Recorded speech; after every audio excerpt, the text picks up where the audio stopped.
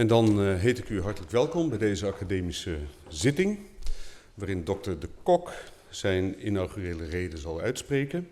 So, be welcome to this academic session, in which Dr. de Kok will give his inaugural lecture.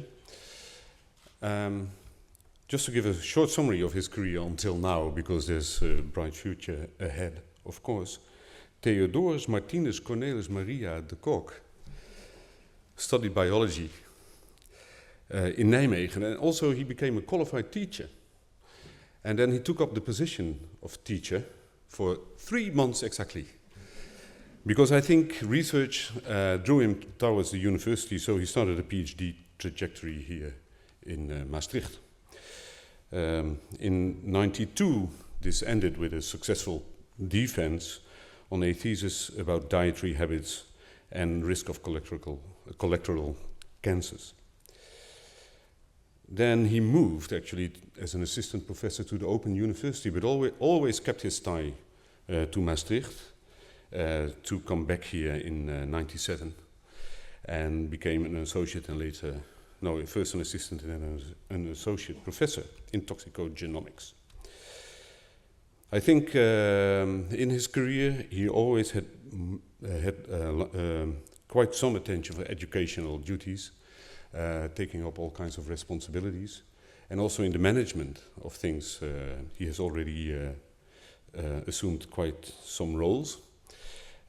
And today then he will assume the role of full professor on a chair called Population-Based Toxicogenomics.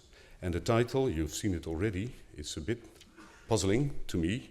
Genes in concert, that I understand, but then a toxicogenomics hymn towards disease prevention. I'm very curious to know what this will bring.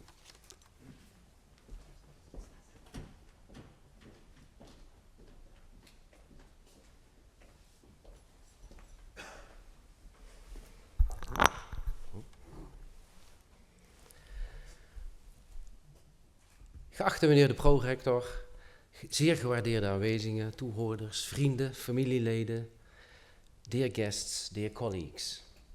Van harte welkom bij mijn inaugurele reden, waarin ik zal toelichten hoe het vakgebied van de toxicogenomics kan bijdragen aan het voorkomen van chronische ziekten als gevolg van blootstelling aan omgevingsfactoren, aanwezig in voeding, milieu, medicatie en tal van andere consumentengoederen die in ons milieu aanwezig zijn. En waarom volgens mij er muziek zit in het ontwikkelen van preventieve strategieën die gericht zijn op het individu. Gezien de toenemende internationalisering van de wetenschap en de aanwezigheid van buitenlandse gasten, die niet zo heel goed Nederlands spreken, buitenlandse medewerkers binnen zowel het Max Bio Instituut als bij onze vakgroep Toxicogenomics, die ook het Nederlands minder beheersen dan waarschijnlijk wij het Engels, zal ik mijn reden uitspreken in het Engels. Dear all, I just explained why my inaugural lecture will be in English, and I probably guessed that you would guess that. And I intend to explain how I think toxicogenomics research can contribute to the prevention of disease as a consequence of exposure to environmental factors, and why I think there is music in the development of more personalized approaches to prevention of disease. I now have to push something. Yeah. Human toxicological research aims to identify risk factors that may induce harmful effects as a result of exposure, which may result in acute illnesses, chronic diseases, or even instant death. And these toxicants can be found in our food, in the air that we breathe, the medication that has been prescribed to us, or in cosmetics products that we use on a daily basis. During evolution, we have adapted ourselves and have developed mechanisms to defend ourselves against such exposures. This could be, for instance, related to the mushrooms presented here, the berries, but also to all sorts of other contaminants that are the consequence, for instance, also of industrial processes or burning of organic material. Additionally, over the centuries, mankind has learned from mistakes and registers this information, and as a consequence, we already live in a much safer world. one of the most reliable approaches to safety, to guard the safety of food products particularly, was probably already discovered by Roman emperors, the so-called pre-justator. This is a person who's supposed to eat or taste any food item before it's being consumed by the one to be protected. And although this was considered to be a very honorable task, many have died while performing this job. It is even reported that nowadays US presidents travel with such pre-tasters to the Élysée Palace in Paris or the Buckingham Palace in London. And this can be either considered to be the summit of security services, as well as an insult to European cuisine and hospitality. Nevertheless, such an approach to food safety and security has its limitations, as it's not effective at all at establishing non-acute toxicity or low repeated dose toxicity. So it seems obvious that exposing people intentionally, let alone large populations, to chemicals has its limitations from both scientific and ethical perspectives. Therefore, chemical safety is nowadays predominantly established based on animal research. And we have developed a wide range of animal models to test different types of toxicity, including the capacity to induce cancer, the capacity to induce toxic effects in utero, reproduction toxicology, or immunotoxicity.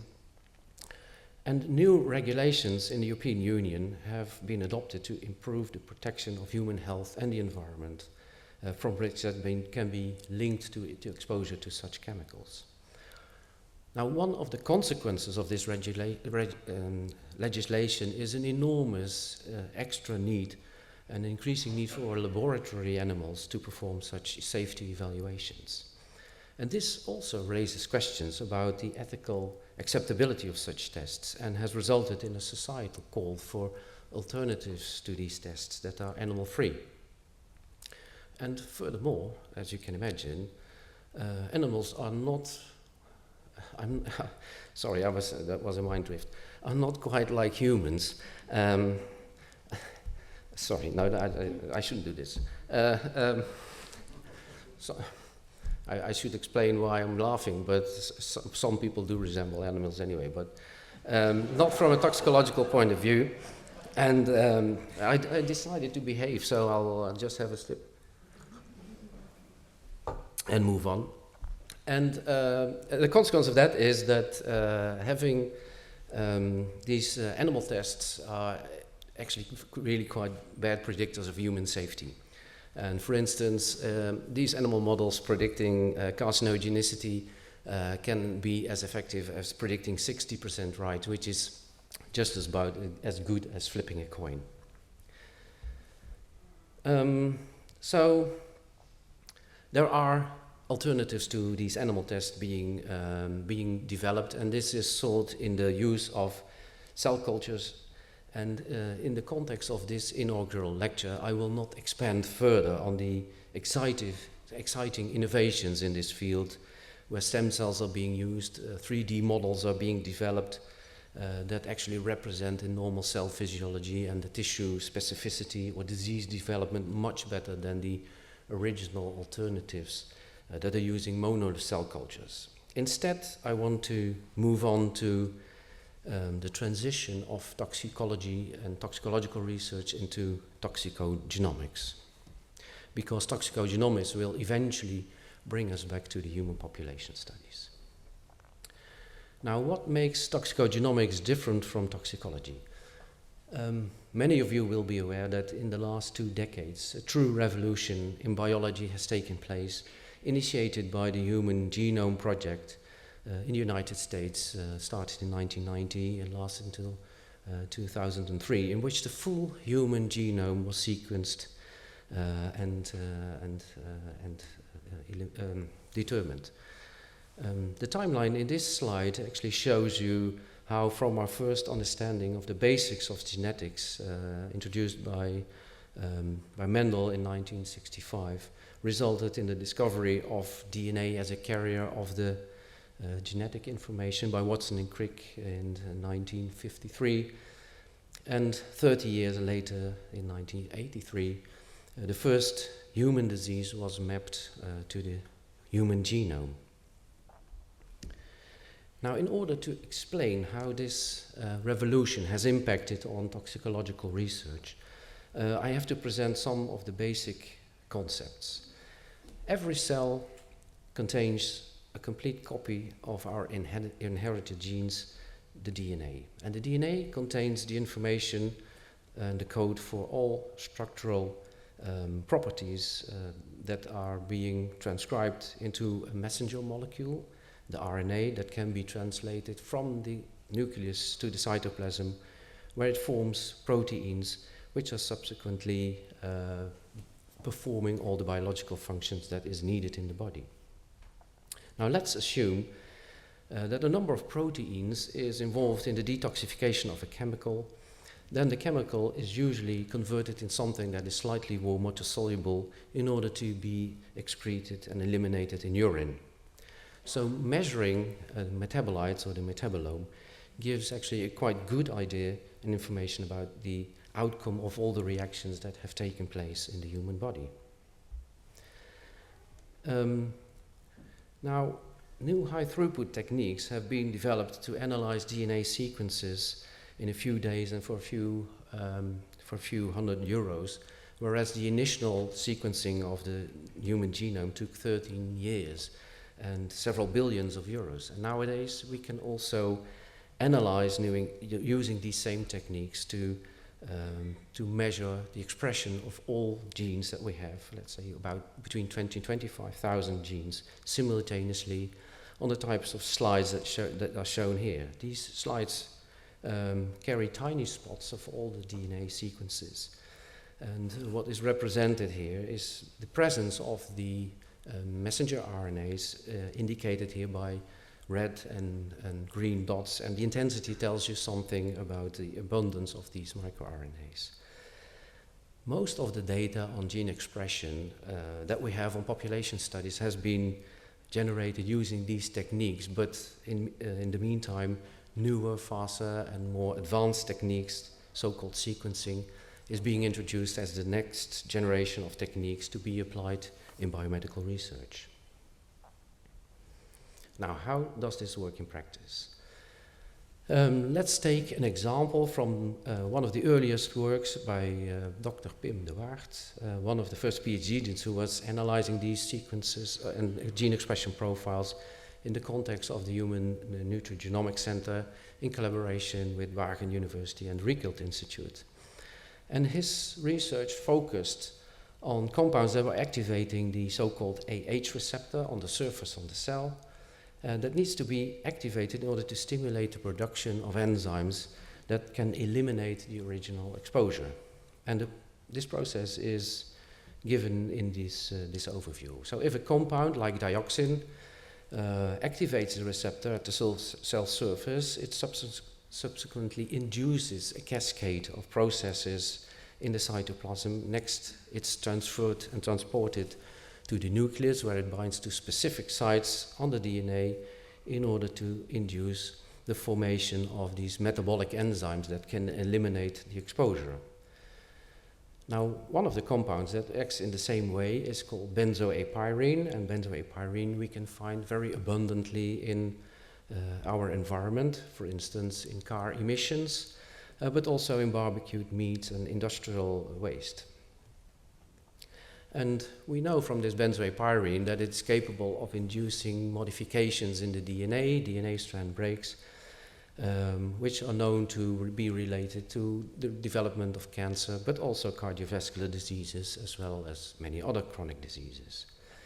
Now, if exposed cells are damaged before this compound is being eliminated, a number of responses may be activated, such as enzyme systems that help to repair or fix the DNA that has been damaged, or by eliminating the original chemically damaged DNA bases, which then can be found excreted in urine.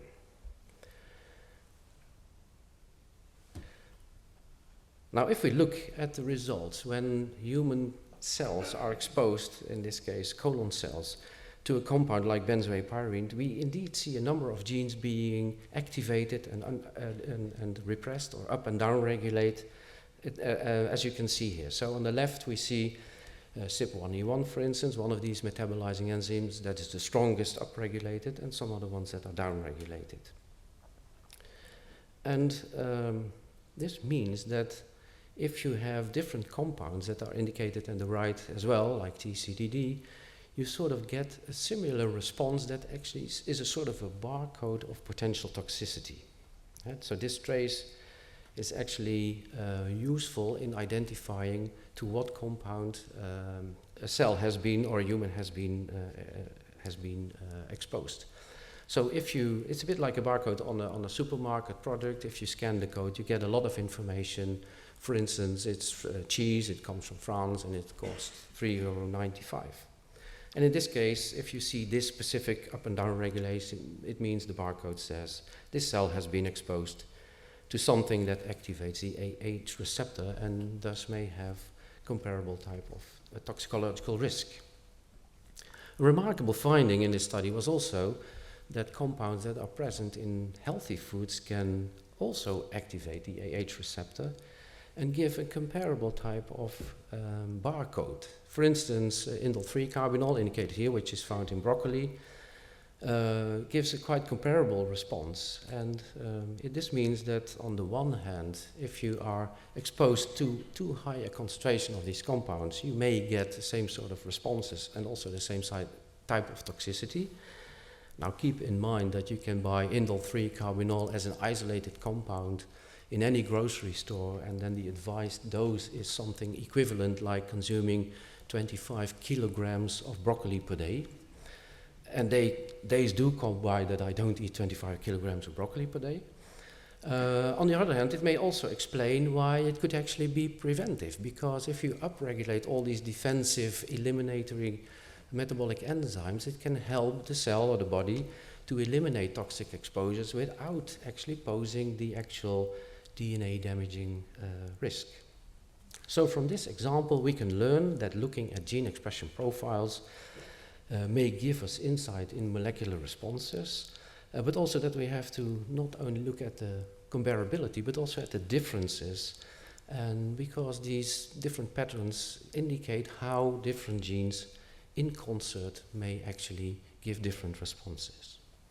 Now that brings me to the title of my lecture, where I compare biological processes to a piece of music, where the genes are the notes, and the notes form a message, which can be either a symphony or a biological function, and where combinations of a sequence of notes make a chord or a melody, and a combination of genes reflect a biological process or function.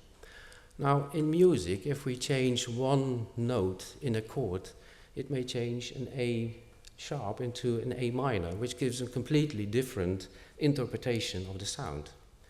In biology, it means if we see one or a few genes modified in the gene expression profile, it may reflect biology gone wrong, meaning disease or toxicity.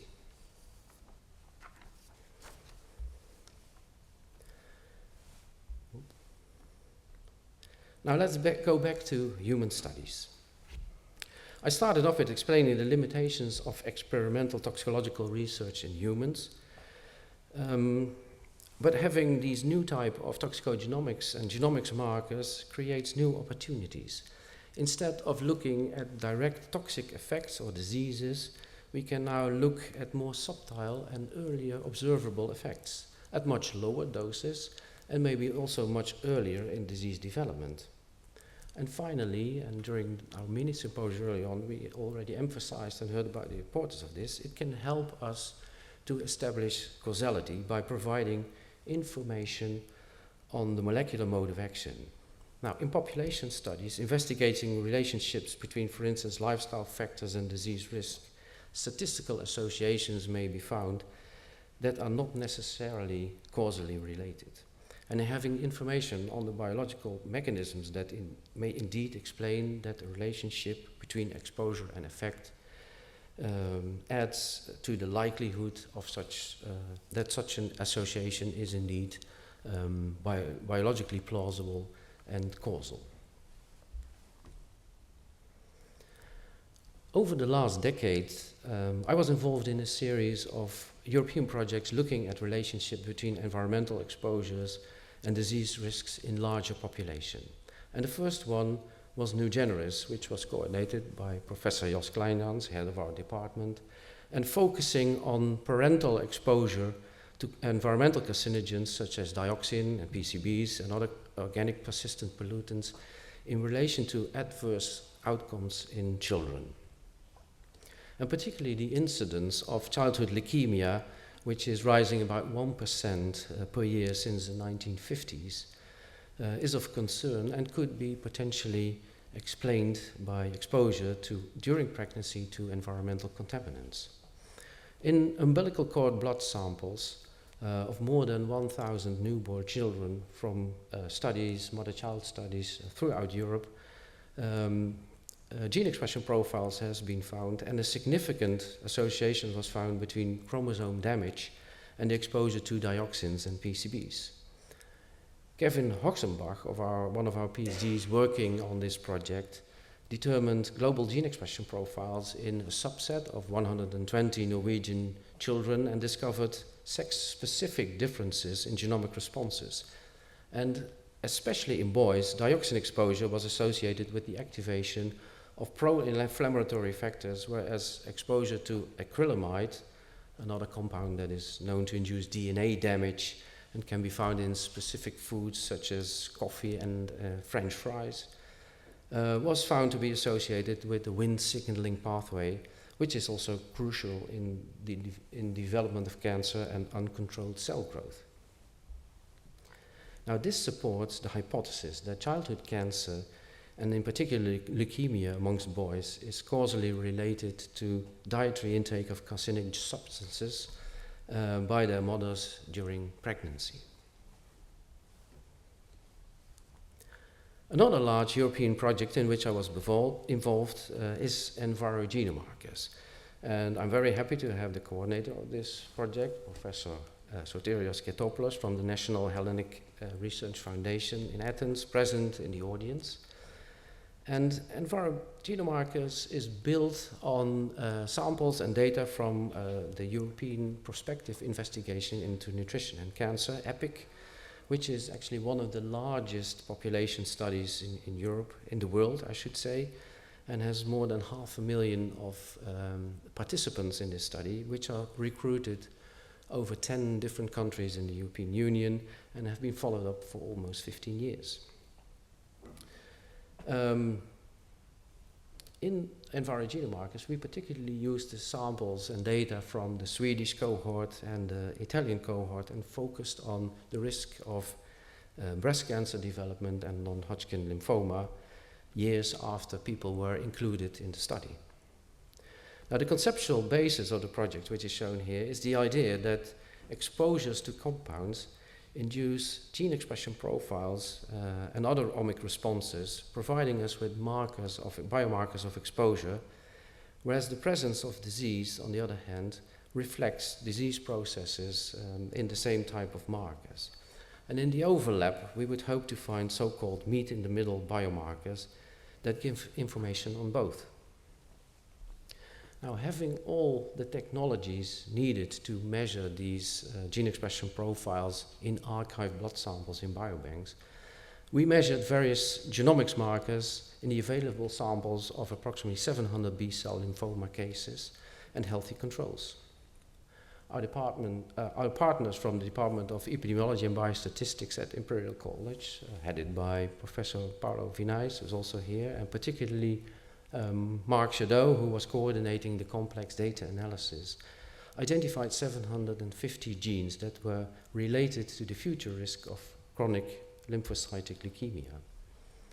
And this graph shows the consistent overexpression of genes in cases, here indicated in red, and regardless of the location on the chromosome.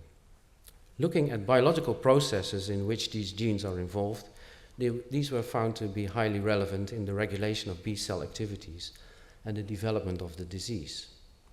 This finding demonstrates the clinical value of gene expression profiling in these populations and predicting the disease 10 years before clinical manifestation, and thus allowing interventions at a relatively early stage in which there may be an impact on the improved clinical course of the disease. This is truly a quite exciting outcome, but it does not give us any information on the potential relationship with exposure and the disease.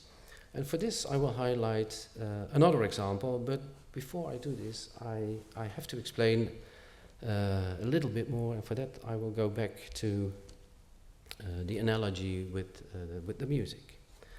Now, a single musician doesn't need a conductor, as single musicians can give their performance quite perfectly well on their own, but the larger the orchestra or the band gets, the more crucial the role of a conductor becomes in order to literally orchestrate the performance. Now, without tuning the instruments, for instance, or by regulation of the musicians, who plays when, how loud and how fast, this performance may end up as a quite disaster.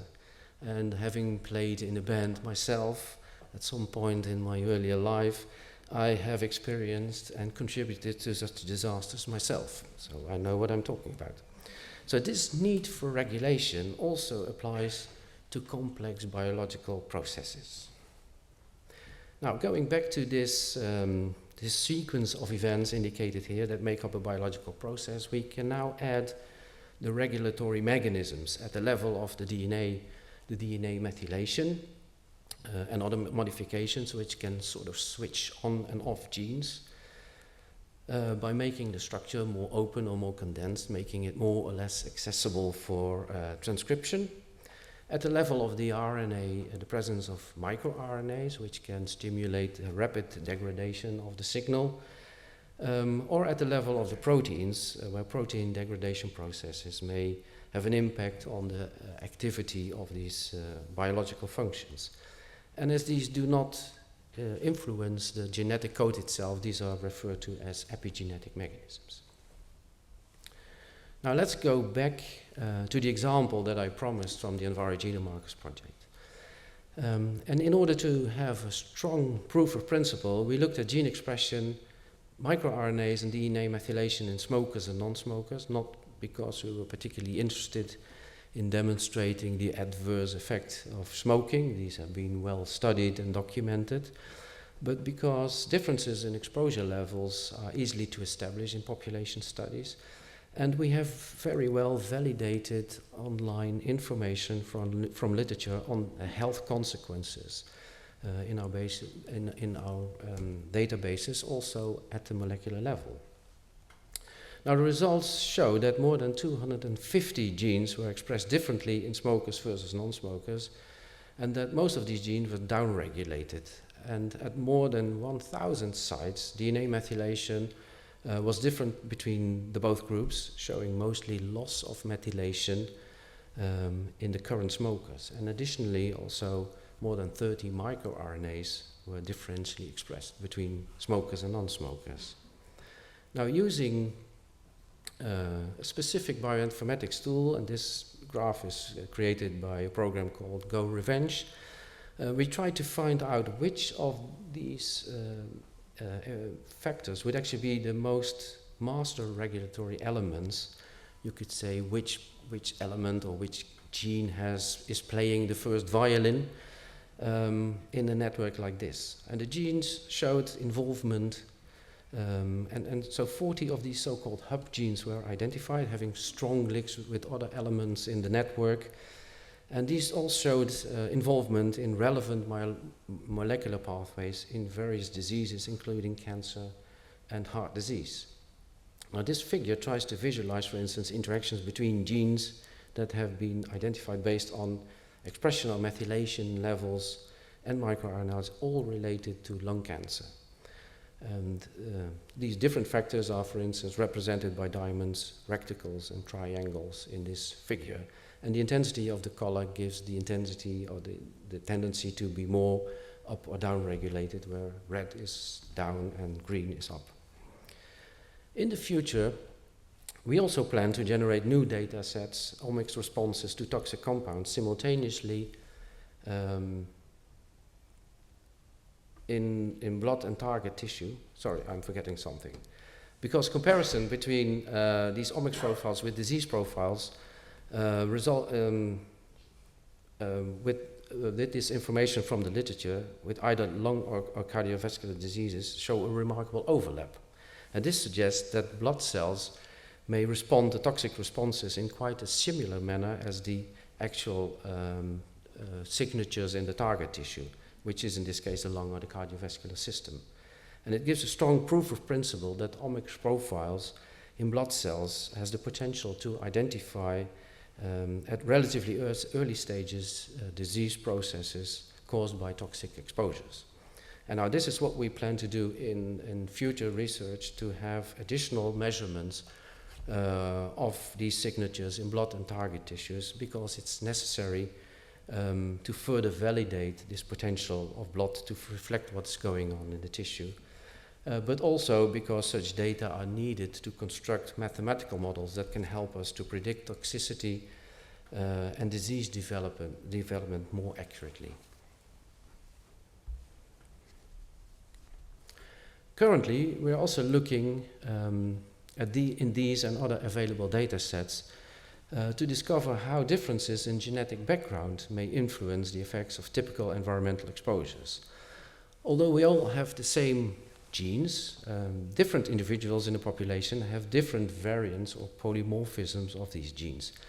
And this determines, for instance, why we all have different colors of hair and eyes, and likewise differences in genes that are coding for detoxifying or repairing mechanisms, or any other genes that is involved in response to toxicological exposure, may result in different susceptibility to such exposure.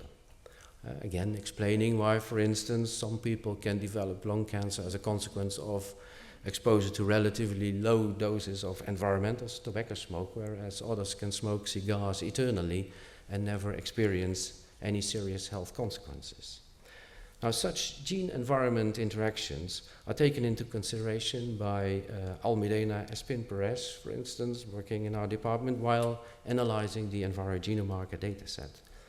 Previously, she has shown in the dataset from the Flemish Environmental Health Survey that combined exposure to multiple carcinogens, including heavy metals and organic, persistent organic pollutants, along with 28 genetic variants, resulted in a deregulation of cancer-related molecular pathways. Subjects carrying a high number of risk alleles, these are gene variants that are theoretically linked to increased risk, indeed to be more susceptible and responsive with regard to the deregulation of some cancer-related genes. And this suggests indeed that increased cancer risk is apparent as a consequence of exposure to environmental factors.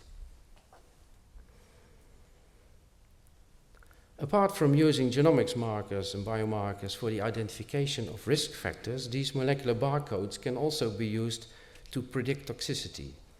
If we know the key elements in a profile that are related to a specific disease, now let's say for instance liver toxicity, we can use this information to predict potential liver toxicity in new compounds such as drugs under development. And this allows us, if these have the same sort of signature, it allows us to classify these as potentially liver carcinogenic. And it's a bit like listening to the first 3 notes of a musical piece. Now, in order to get you all interested again, I would like to do a small experiment. So please pay attention and listen to this code. Okay, that's enough music for today. This is still a working day for me. So, based on these three notes, it's pretty easy to predict the rest of the music and the rest of the consequences. But I estimated to have at least 15 nationalities here, so for some of you, you may not have been able to identify the Dutch national hymn, the Wilhelmus. And now this is crucial, but this emphasizes that we need to invest having all relevant information in our databases in order to be able to predict without mistakes. So the Wilhelmus you have to keep in mind. The national hymn. Fortunately, we have in Europe a very strong history in environmental health studies that allowed us to generate large databases and to build up expertise to extract relevant information that can contribute to improve public health. In addition to the projects already mentioned, like New Generis and Markers, other projects are focusing on environmental impacts, for instance, on children, such as the Helix project, coordinated at CRIAL in Barcelona. It's good to have Manolis Kogivinas from that institute in the audience, but also in the Limburgs Geboortecohort, which is coordinated, of course, in Flanders, and EnvironAge, I should say, coordinated by Tim Naurot from Hasselt University, who I also saw entered in the audience. And the last projects I want to mention, and these are still up and running and in full gear, I would say. The Exposomics project, coordinated by Paulo Vinés from Imperial College, and HEALS, and Exposomics particularly is focusing on further advancing the exposure assessment, which is really crucial to not to misclassify levels of exposure, using, for instance, GPS-based monitoring to make more individual measurements possible. Now, I have to say this, going through times where the added value of being part of the European Union is continuously being discussed and questioned, it should be emphasized that this level of scientific advancement and the combined use of resources and research activities and expertise would have never been able to achieve at the level of the individual member states, and without the consistent EU support for scientific research on environmental health issues. Now, in order to profit optimally from these investments that have been made, it's crucial to create electronic infrastructures that are capable of safeguarding and collecting all data available and allowing harmonization of these data from different projects and to read across all the different omics data that we have and all the different in all the different studies available. Creating opportunities in order to make this all possible in the future, I consider as one of the top priorities on my research agenda. Now, it's a true challenge to do all that and to get all relevant information out of a complex data set, and to be successful in this requires combined expertise from different disciplines, including bioinformatics, molecular biology, epidemiology, toxicology, mathematics, and statistics. And therefore, it's good to have the Maastricht Center for Systems Biology, initiated by Maastricht University with the support of the province of Limburg, now exactly 1 year ago.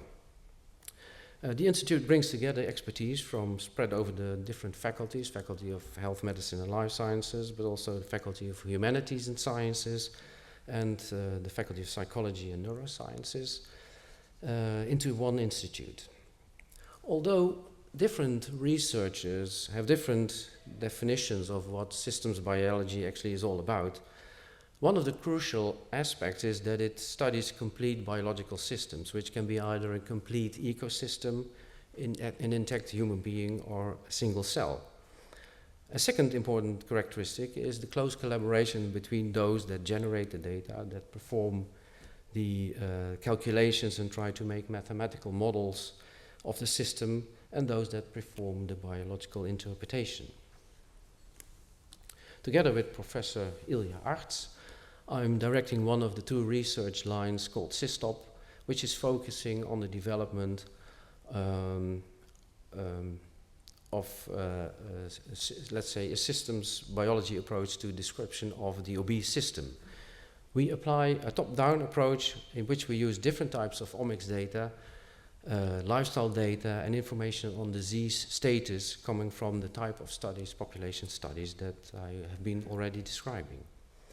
We aim with these approaches to develop new tools that may help us to describe the obese system in a more accurate way, and to map the omics markers that we have from the population studies onto the genome scale metabolic models that we have available. And this is work that we, for instance, do in close collaboration with the Luxembourg Center of Biomedicine. The new tools that we aim to develop in this collaboration can also be applied to different fields of research, including systems toxicology. And especially we aim to apply these in the development of disease prevention strategies. Now, prevention can be achieved in many different ways. For instance, by, just think of the previous data once again, identifying the most relevant hazards to be avoided, or by identification of individuals that are more susceptible to exposures than others, and may thus need specific prevention strategies. Just think of the risk alleles in the Flemish study. Or by trying to target crucial genes, like the hub genes in the smoker study, with preventive drugs or healthy food ingredients. Now, any type of prevention strategy implies that we have to intervene somehow, which brings me to a different type of human population research, the intervention studies. And I would like to explain this in the context of colorectal cancer risk. After a long journey, indeed starting with my own PhD and the phenylketones that we studied, we eventually ended up looking into exposure to nitroso compounds that may explain the relationship between typically Western diets and the increased risk of colorectal cancer risk. Now, these compounds are not present in the diet itself, but can be formed in the gastrointestinal tract. And this formation can be stimulated by the added nitrites to processed meat products like salami or Parma ham or other sausages in order to prevent the growth of pathogenic bacteria. So it's there for good reasons. Also, the presence of heme iron, which is found in red meat but not in white meat like chicken, stimulates the formation of these compounds. And this may explain also why in epidemiological studies consumption of red but not white meat is associated with increased risk of colon cancer. Now, in a range of experiments with cultured human cells, healthy populations, and meat intervention studies in patients with inflammatory bowel disease, Danny Habels established a gene expression network that may explain the relationship between exposure to these compounds and cancer development. Once again, one of these complex symphonies of biological interactions. In this network, the marked genes, the genes were already marked, so I have to go back. Whoop. Suggest a potential for a biomarker which is indicating the same processes that may be induced by exposure to these compounds. This was the first study in humans that actually confirmed at a molecular level the carcinogenicity of nitroso compounds observed in animal studies thus far only. Now, at the same time that we were performing these, focusing on risk factors for colorectal cancer, Simone van Breda and Lonneke Willems were studying the beneficial effects of the human diet. And in contrast to meat intake, the World Cancer Research Fund and WHO identified bioactive compounds present in healthy foods such as fruits and vegetables as most likely to reduce the risk of both lung and colon cancer. And this was particularly based on mechanistic evidence and not as much on epidemiological studies. In a dietary intervention study with blueberry juice, which was rich in different classes of bioactive compounds, including polyphenols, anthocyanins, and vitamin C, the preventive effect of this intervention on the induction of DNA damage by a challenge of hydrogen peroxide was established. And it was clearly demonstrated that after 4 weeks consumption of this juice, cells were much better protected against the same challenge. And in this study, we also determined a number of genetic variants that may have an impact on, that are related to the capacity to repair DNA damage, but also in detoxifying enzymes. Now, in the total population, we found about a 20% reduction of the induced damage, but this damage reduction was actually almost completely found to be related to some specific genetic variants available or present in the population. These data show and demonstrate that looking at genetic differences in individuals is relevant, and that and that some people may actually benefit more from the protective effects of certain ingredients than others. And this information provides the basis for more personalized approaches to disease prevention. Now, it's exactly on the intersection between the research focusing on risk factors for colorectal cancer and prevention that the Phytome project was formulated. In this EU project that I coordinated myself, which involved partners from several European research institutes as well as meat processing industry itself, aimed at the replacement of nitrate, which was indicated as one of the culprits of the colorectal cancer risks, by natural ingredients of fruits and vegetables that were known to possess antimicrobial activity. So this allows them to replace the function of nitrite and at the same time activate the preventive mechanisms and induce the preventive gene expression profiles. These newly designed meat products were again evaluated in a human dietary intervention study in order to establish the impact on exposure to nitroso compounds measured in fecal material by Dr. Günther Kühnle at Reading University. And the results of this intervention study show that indeed after increased meat consumption, the exposure significantly increased to these compounds. But after the consumption of the same amount of meat products enriched with the natural extracts, this level of exposure was reduced considerably, even below our control group, which was consuming white meat only. Also, the DNA adduct, so the DNA damage levels, were higher after consumption of traditional meat products, but again lower after consuming the new Phytome type of products, again suggesting a phytochemical or bioactive compound-induced preventive effect. And this indicates that meat consumption could actually be part of a well-balanced, healthy diet without increasing cancer risk.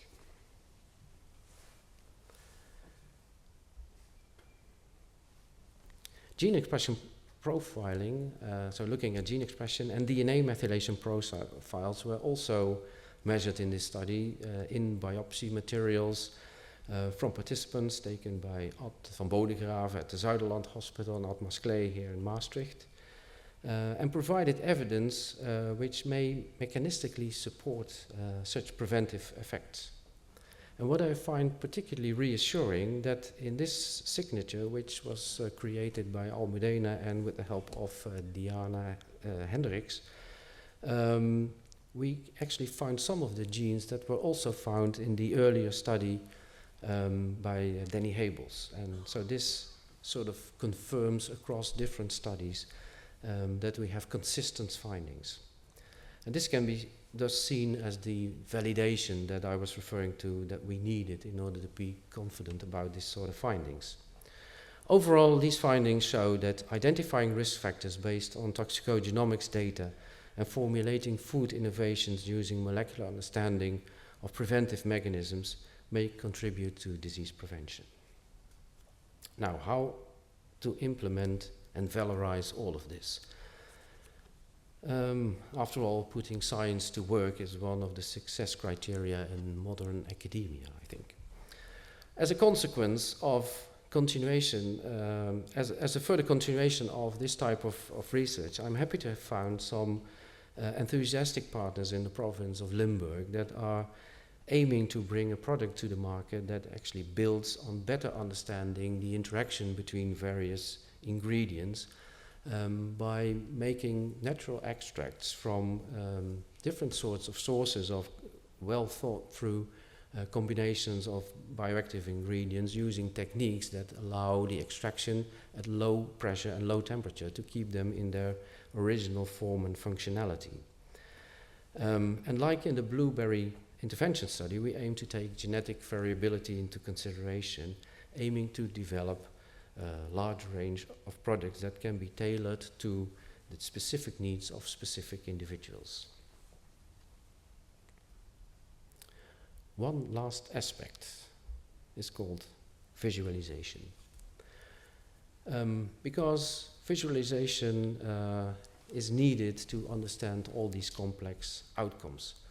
Now, composing a brilliant piece of music is one thing, but having a stage performance is something else and requires different skills. Now, different performance, for instance, can give a completely different interpretation of the same song.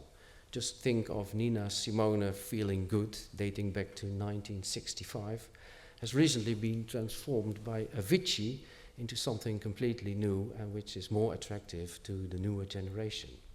In systems biology, we are facing comparable challenge in finding ways to presenting our data. The data that we produce are, I would say, typically boring, presented in large tables with thousands of genes.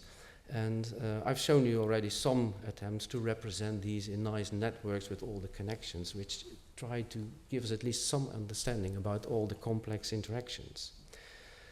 Now, ideally, we would like to see dynamic representations as shown here in this animation.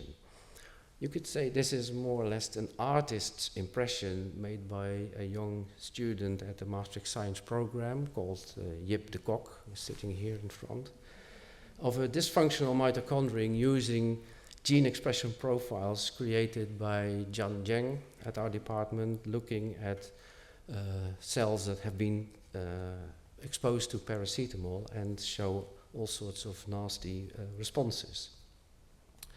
Although this looks quite dynamic, it's actually each interaction that you see between chemicals and proteins is defined by the programmer.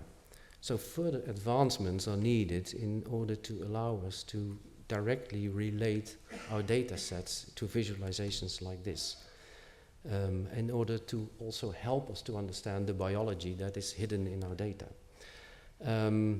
Having an artist's impression yet adds another discipline to interact with in systems biology, and again making the field so much more exciting.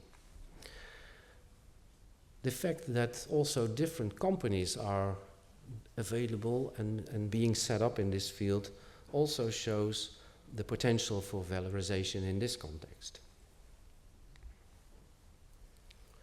Now, over the year, we have shared the outcome of our research in toxicology and systems biology and all our new approaches in several programs of the faculty, including the master of the bachelor and master of the biomedical sciences program, but also the health sciences, European public health. This year, a new master has been initiated, a master of systems biology, and I think my first lecture in Journal Club is planned in 2 weeks. I'm looking at Ilya. And I hope that with the increasing need of having systems biology specialists in many different fields of application, that this program will rapidly expand. And also think that the planned application of the program, that we should take the planned revision of the current program of biomedical sciences should be taken as an opportunity to further strengthen it with regard to complex data analysis, handling big data and bioinformatics. This also because we experience that a decreasing number of applications for our PhD positions is coming from our own university or universities from the Netherlands in general. So I think there's a message in this observation. Since the start of the master program, Healthy Food Innovation Management, I offered at the campus in Venlo. I've also been introducing the use of these innovative biomarkers in food research. While intending to expand our research field in this direction, also involving the new Brights Lab in Venlo, I think it made sense to involve these students in this program in further development of the synergy-based products that I've just described.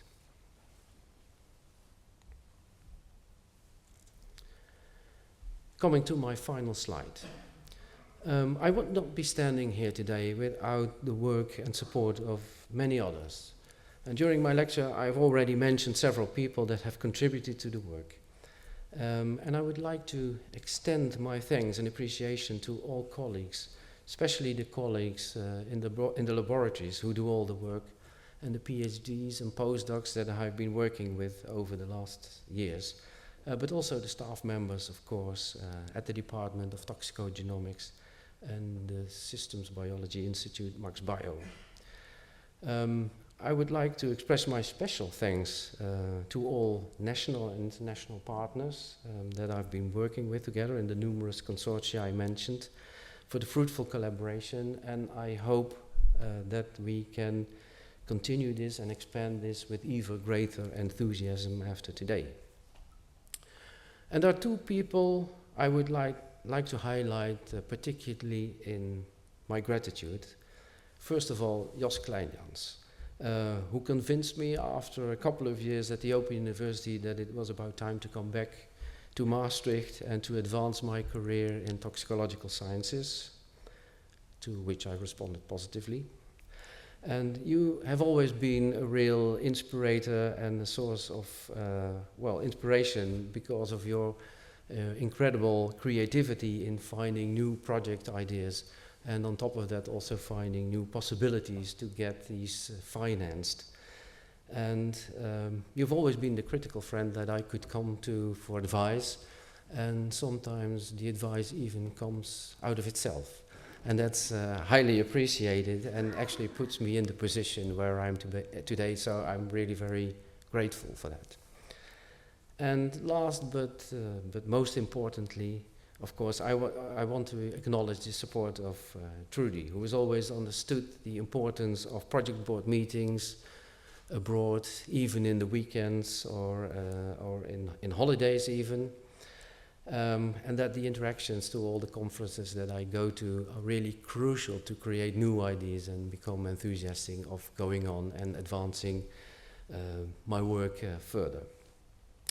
I hardly ever invite you to come to these meetings because I always think it would be counterproductive. But on the very rare occasion that I've done this, you seem to blend in almost automatically as if you have done the research yourself.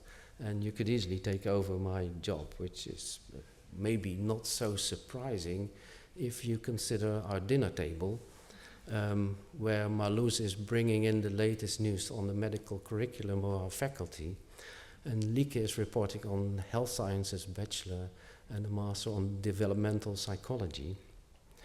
And then Ben, where's Ben? Oh, Ben's over there. Ben is Lieke's boyfriend, is reporting again the new innovations in the field of biomedical sciences, having done the bachelor and now in his master, and bringing all these new things that I'm not even aware of. And then we have Jip, now student at the Maastricht Science program, who is bringing all these mitochondria gone wrong to the table. Now just imagine conversation during Christmas dinner. However, this was apparently not enough, and so Marloes attracted Joep to add a little flavor of medical technology directly from Enschede. And that was a good idea, because in our university, attracting new things from Enschede seems to be appreciated very well. So, I don't know what happened, Trudy, but somehow a mini FHML faculty has gathered around us. Now, for those of you who can calculate well, we still have one empty spot at our dinner table. So, Jip, I suggest you come to Max Bio next Monday, and then we start considering these algorithms that predict the crucial characteristics that are needed to complete and survive this dinner table. I thank you all for your attention. Ik heb gezegd.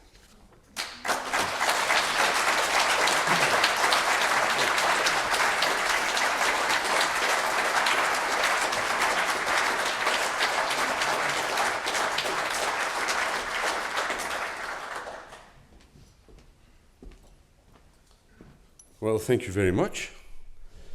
With this, well, officially, of course, with this inaugural lecture, you've now assumed your position as a chair in population-based toxicogenomics.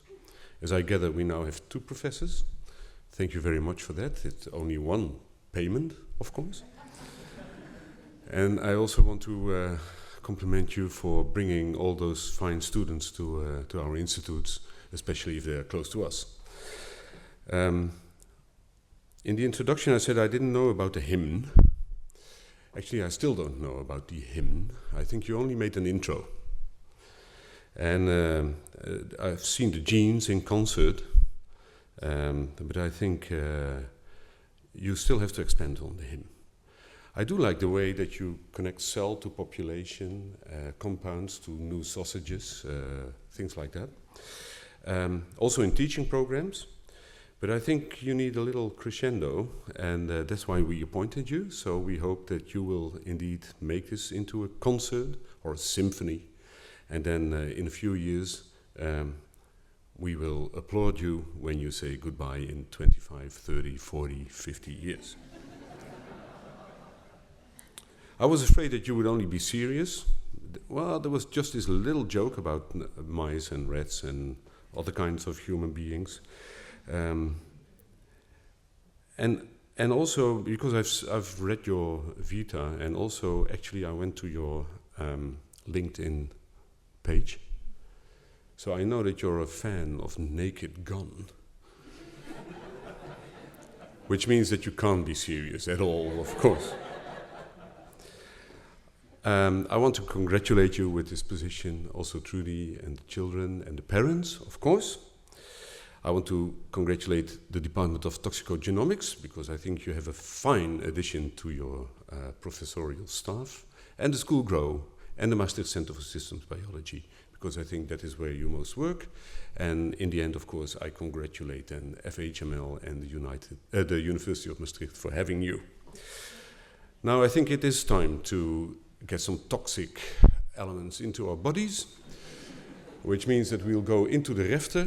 Als u niet weet waar de refter is, dan is het beste maar dat u ons volgt. Ik denk 2 dingen nog.